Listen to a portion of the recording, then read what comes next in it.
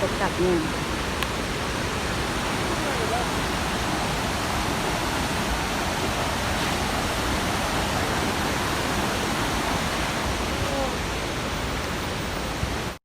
สบายดีแค่นี้เขาก็ได้มาลินอาดาน้ำตกตัดเนียงอยู่ทางมาปักซองน้ำตกตัดเนียงเดี๋ยวจะให้เบิ่งบรรยากาศรอบ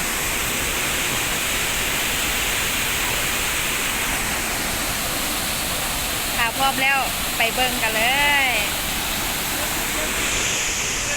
ว้า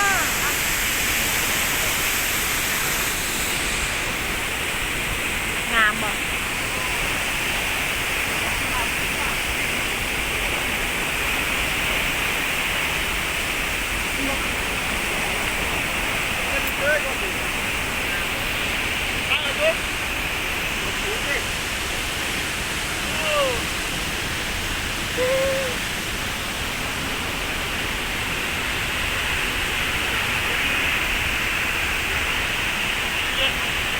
สุดยอดเลยเรากองงาม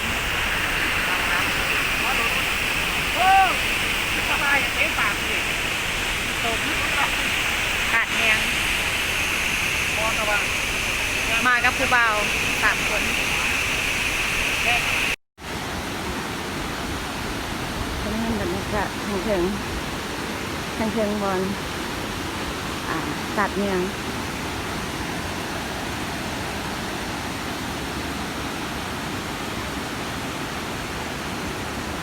งามเวอร์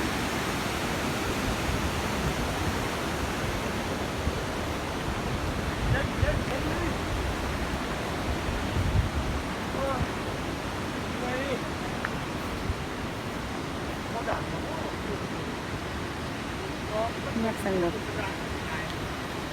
บรรยากาศโคตรเจ๋งเลยตัดเนียง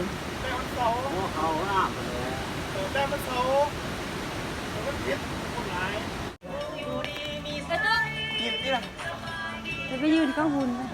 มายืนก็หุ่นนี่เจ้าบุญไทยไม่ได้เลยงามบรรยากาศดีคักอากาศเย็นสบาย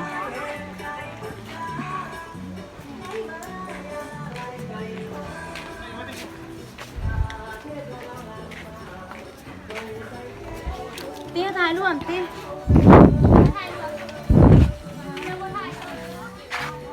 อันนี้ไม่ยังเบิ่งยังตรุย